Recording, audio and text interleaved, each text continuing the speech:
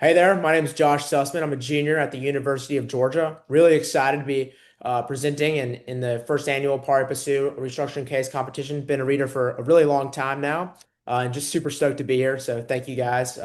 We'll be presenting on an Altice USA restructuring case, and I'll turn it over to Diego to introduce himself.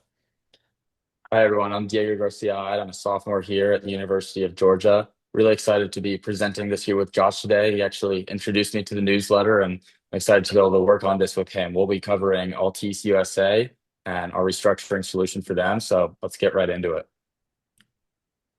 Absolutely. And I'll just go ahead and start us off with a little overview. Obviously, your company, so don't need to spend too much time here, but got a little business snapshot out to the left. Altice USA, major broadband player and cable provider operating in a low growth, highly competitive market. Obviously, tons of players in the space and really just in secular decline with their core business.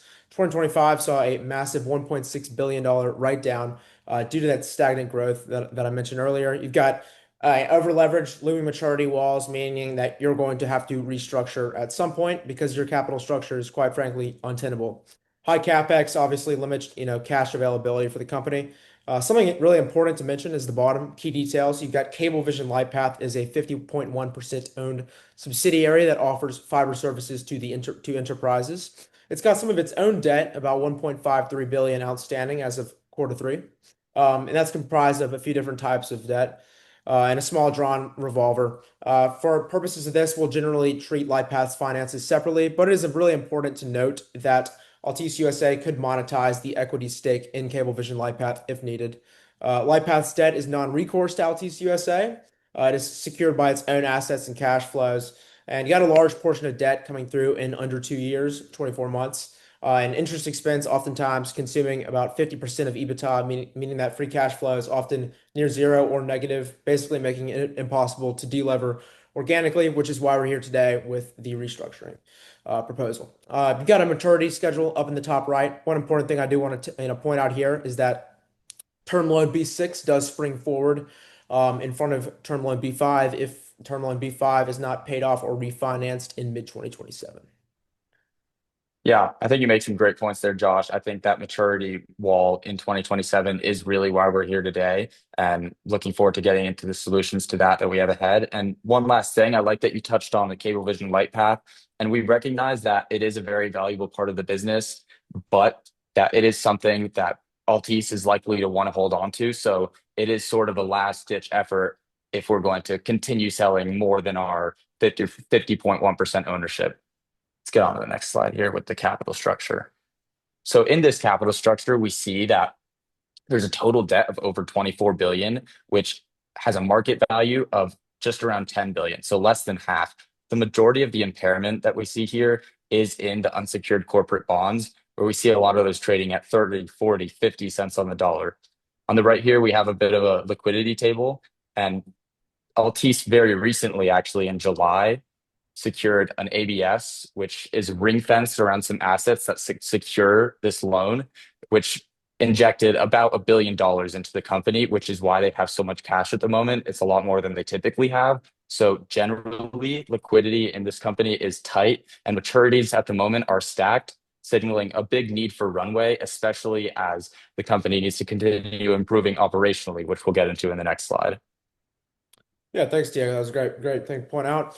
I kind of got the business plan. I don't want to, read, everything on here, but as far as operational efficiency, Altice could continue kind of maximizing recent, operational improvements, including workforce optimization on the AI tools. I know on the earnings call you guys talked about a few days ago, implementing AI into the customer service segment and really continuing to try to do that throughout the business, which I think is a common theme we see here broadly across the nation. Expenses are declining and EBITDA is stabilizing. So our restructuring plan assumes Altice will continue to rigorously control costs and boost margins where they can. Network investment, you're really, been deploying high capex to ensure long-term competitiveness. And, given with that, must, like I said, deploy capex to ensure a competitive footprint in fiber. Expansion requires about 1.3 billion of capex this year, emphasizing the need for major runway going forward. Our model assumes CapEx remains between 15 to 17% for the next 2 years before tapering down after the upgrade cycle. Revenue stabilization and growth to continue pivoting and to your go-to-market strategy. You should continue to emphasize bolder customer base management and retention strategies, as well as refined price management, focusing on those higher value, those enterprise customers, and expanding revenue streams such as mobile service, and like I said, business enterprise connectivity, and growing industries such as data centers. That's been a big theme across the country as well, and Altice is well positioned there. Going forward, EBITDA and free cash flow trajectory, via the initiatives I've talked about here on the slide and recent management guidance, it's forecasted that EBITDA and free cash flow roughly flatline in 25, 26, and then return to moderate growth in 27. Free cash flow is expected to improve from negative in 2025 to positive in 2026 and 2027 as CapEx kind of plateaus off after that upgrade cycle I mentioned a little earlier.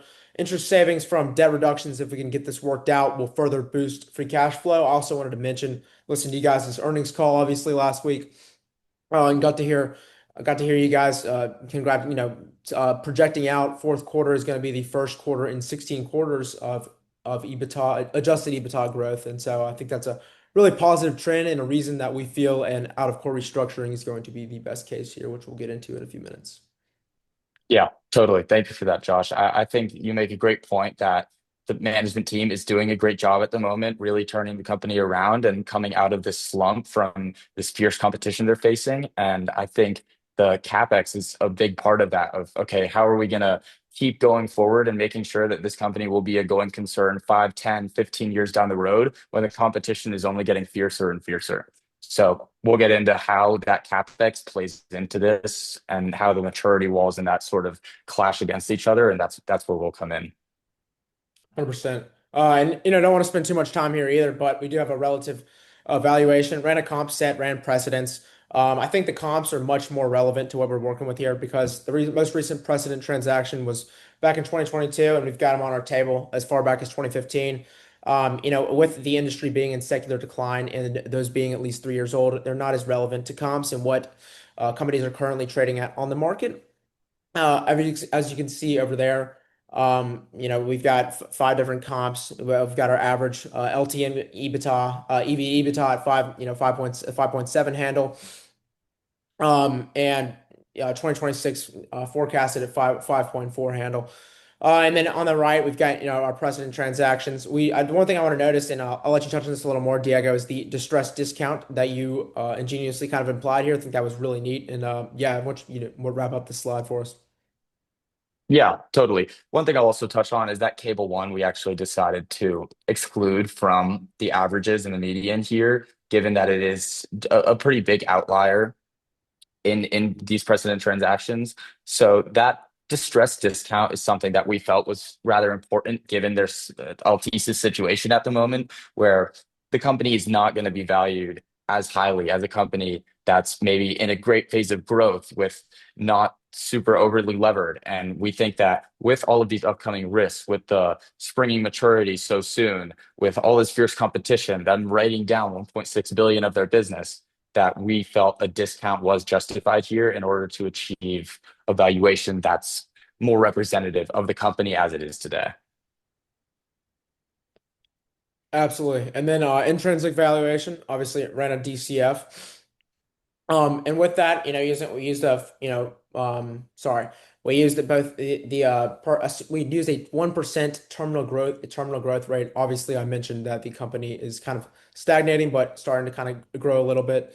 And so with that, our enterprise value came out to be $20,259,000, gave an equity value price per share of $10.73. Using the multiples method gave us our terminal value of 16,557. And an enterprise value of 22,793. Also ran a little sensitivity analysis over to the right side for you. Got some a little bit higher growth rates in case this picks up, and then a few different multiples that you can see here. But again, don't want to spend too much time here. We want to get to the meat of Yeah, this thing. totally, totally. Yeah. And I'll just touch on that. We do see in both cases with the DCF, with the different terminal value methods, that the equity is completely out of the money. Just the sheer amount of debt in this company is really holding the company back. And we see equity value in both cases negative by billions of dollars. We think that this sensitivity analysis is also very telling, and it shows that the big potential upsides and downsides, because we do have to recognize that this doing when conducting a DCF, there is a lot of inputs that we can't be 100% sure about. So we like to look at this sensitivity analysis to see like, okay, what is the potential low floor valuation and what could we be wrong about? And maybe the company's worth more than we think at the moment. Yeah, absolutely. And I obviously meant, negative $10, negative $5 in that last slide. I thought that was kind of implied given where the company stands. Obviously, we've got a football field right here. As I mentioned, those precedents aren't as relevant, which is, pretty evident here. But, our DCF falls pretty close in line with our comp set. We've got an average valuation for enterprise value at $19,343. Then we've got a waterfall analysis at the bottom. Diego, I'll let you talk a little bit more about this. Thought it was pretty neat that in Yeah. even our best and worst worst cases, first lien secured has 100% recovery. But why don't you go hop into it? Right, totally. I mean, the first thing secured class here is a relatively smaller class. We see that they make up less than half of the unsecured class. So they are fortunate enough to be fully recovering all of their capital in even the worst case scenario from our projections. But as we'll see later, we do believe they are still incentivized to participate in an out of court restructuring, as if we potentially went to a Chapter 11, they would very likely still receive some equity and not just be fully cashed out if we wanted to keep the business as a going concern, which is very likely in the case of a Chapter 11. So we believe they are still incentivized to help us out in an out of court restructuring case. And we see the unsecured credit holders can be deeply impaired, especially in the lower cases where they're getting down to maybe just 50% of their money back. And a lot of that in, say, a Chapter 11 would be equitized, which so they're definitely incentivized to stay out of court for the moment and see if the company can pick it up and eventually pay them out fully. All right, I'll get into this part, our out of court restructuring plan. So our plan of action here is to work within the credit docs to push out maturities and bolster liquidity and avoid a bankruptcy filing is our ultimate goal here. There's four main steps. The first one that we want to talk about is the amend and extend of the B5 term loan, which is due in April of 27. It's very soon maturity date, and most importantly, it triggers the B6 Springer. If this term loan is not fully wiped out by early 2027, the B6 term loan will spring right in front of it, adding another few billion to our 2027 maturity wall. So this is a very logical place for us to start. We will address this by targeting 60 to 70% participation in an amend and extend under section 2.23 of the credit doc. An extension can be done outside of unanimous consent as long as a majority agrees. So that 60 to 70% is a big important number here that is our entire plan is very dependent on. We plan to achieve that by showing them the downside of, hey, if we do end up going to a Chapter 11 and we can't get this done, you likely won't be paid out fully in cash. Plus, we'll offer a big step up in their coupon of about 250 basis points, I believe is our base case. Also, of some original issue discount of about 3%. And we believe that that will be effective enough and enticing enough for enough of these B5 creditors to want to amend and extend their docs. Second, we'll go into refinancing the holdouts. Of course, there will be some of these B5 creditors that say, we don't want anything to do with your company anymore. We want to get out of here. We hopefully that will be less than 50%, given we'll give them enough of a carrot. But for those holdouts, we'll work under the credit docs in section 2.24 to refinance those holdouts into a new loan that matures later, ideally in 2031 or later. We'll call this loan term loan B8. In practice, we'll raise this new term loan with participation from some other friendly creditors. These could be some extra money from the amend and extend creditors. This could be new money from different creditors, or some of these refinancing holdouts could actually come from the holdouts and they say, okay, actually, we'd like to refinance it to this new loan too if we give them good enough terms. Yeah, I want to hit on Moving on. I want to Yeah, hit on yeah, one more go thing ahead. there too. That Diego mentioned. I think if you could go back a slide real quick for me. Yeah, no, no problem. Yeah, just wanted to like highlight one point Diego mentioned here is like I think the holders of this debt. realize, where the equity value is trading today. Realize that, if we don't do something out of court relatively soon, there's really not going to be, much more, left for them. If we do go to a Chapter 11, which, given equity value is trading so low, is pretty likely at this point. And so that's why we really do think that they'll be incentivized to work with us, and we will hit that 60 to 70% aforementioned participation rate. Total. Yeah, thank you for that. All right, moving on to steps 3 and 4. These are the last two steps of our out of court restructuring plan. This one we feel is really important, and we think it is somewhat clever because this was just a proven concept just this July that this asset-based financing loan that took a ring-fenced area, some geography of assets. The one in July was in New York. This could be in, say, Connecticut, New Jersey, some other pool of assets that we can raise capital against, which really incentivizes this new creditor that is giving us these new assets because they're very safe. But also, we just really need this liquidity in order to pay off some of our current indebtedness and help boost our capex, which we mentioned is so important over the next few years, help pay off some of the revolvers so we're not paying such high interest on that. So the proceeds will be used for all of those.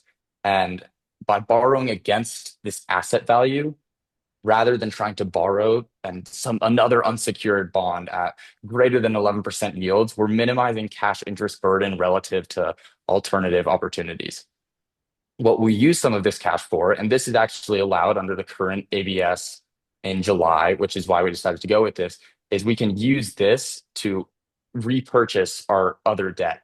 And we'll call this an opportunistic bond repurchase. So using 3 to 500 million, we call 500 million our base case here, of this ABS2 proceeds, we'll do an open market purchase under 9.04, section 9.04K of the credit docs. And our plan is to use maybe say 500 million. And if the debt is trading at 30, 40 cents on the dollar and we buy it back for 50 or 60, which that seems like a pretty good deal to the creditors. If they really just want to get some cash out at the moment and they don't believe in us, then they can get some cash out, they can get their liquidity, and we can use 500 million to say get rid of 800 million in face value, which really reduces interest burden and our total indebtedness. Anything here, Josh, or should I move on? Yeah, all good. Go ahead. I think you touched on all the key Right. points here. Yeah. So these are a few graphs that we think really show like why this plan is effective.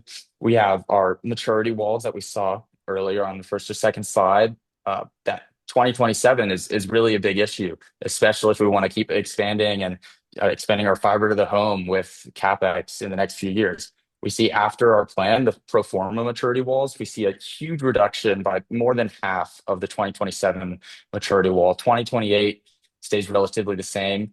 And then 2030 is becoming a bit of an issue. So that's where we recommend actually to implement step 4, that opportunistic bond repurchase. We do that in the corporate bond BA4, where we plan to deploy 500 million from this new ABS facility and reduce I think our base case was $60, 60 cents on the dollar, which currently bond AB4 is trading at 37 cents on the dollar. So we're giving them a great price, and it really allows us to drastically reduce this upcoming 2030 maturity wall, which could be a problem in a few years just because of the sheer size of it.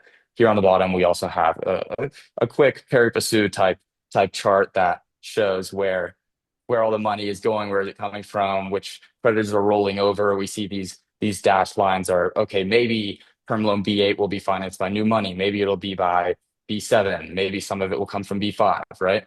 So, and then some of the money in ABS2, of course, will be going to operational turnaround, which is always important here.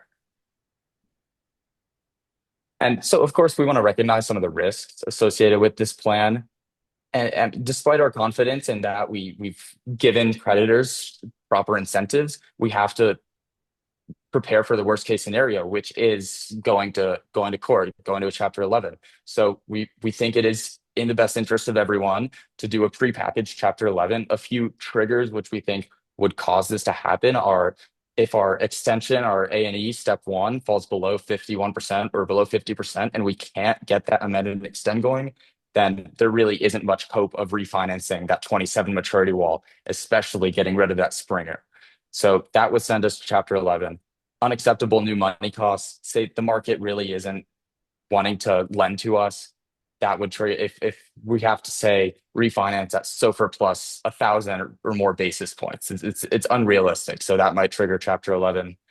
ABS 2, if we can't secure some ring fence assets and get someone to lend against those and get, say, more than 600 million, that may not be enough for us to inject proper liquidity and pay off some debt. And you'll see, additionally, if there's some operational missteps, we have faith in management, so we don't believe that'll happen. But if operational missteps, that leads to liquidity erosion. And of course, the B6 Springer is the big problem. If we do go to prepack, something that we'd recommend is Altice secures some debtor in possession financing of say 500, 800 million to fund this Chapter 11 case, which of course is expensive, which is part of why we don't want to go to it and part of why the creditors don't want to go to it. It is an expensive thing to go into this bankruptcy. Secured debt holders would receive, as we said, practically all of their money back, but also likely a lot of that would be in a substantial equity position in the company. Unsecured notes would, of course, be deeply impaired and receive the remainder of equity and possibly some additional warrants for potential upside. Here we have a nice slide here. I enjoy this slide a lot. I think it really sums up our plan and the state of the company. We see the valuation summary, maturity walls currently at the moment, and what we believe our plan could achieve for the company and the pro forma maturity walls. We think this timeline is super important too. As we mentioned, 2027 is not very far away, and this is something that we would need to do in a timely fashion. We would plan to get this amend and extend done in Q1 of 2026. In early Q2, we'd want to get the refinancing done. And in the late Q2, we'd want to get the ABS2 fund secured. And then by the Q3 of 2026, we'd want to be repurchasing some of this debt while still trading at such low numbers, especially if we're expecting some interest rate cuts over the next year. A lot of this is fixed rate debt, and those interest rate cuts would not help us repurchase it at such a cheap price. And of course, we see on the side here that if none of this works out, our backup plan is that prepack chapter 11 with the debtor in possession financing and ultimately equitization of a lot of the debt. And we recognize that that is sort of a last case scenario, and it's not something that we or the creditors want to go to, especially if it might lead to selling something like Lightpath or selling other assets of the company that we want to hold on to in order to remain competitive in the long run. All right, and here we have just some appendix, some calculations here that we'd love for you to go through in our PDF. And yeah, we really appreciate you taking the time, and hope you enjoyed the presentation. Josh, anything? Yeah, absolutely. Thanks, guys. We're both big fans and just appreciate the opportunity. We really do, and hope you guys enjoyed and hope this plan suffices. So we have high conviction here, and thank you very much. Thank you.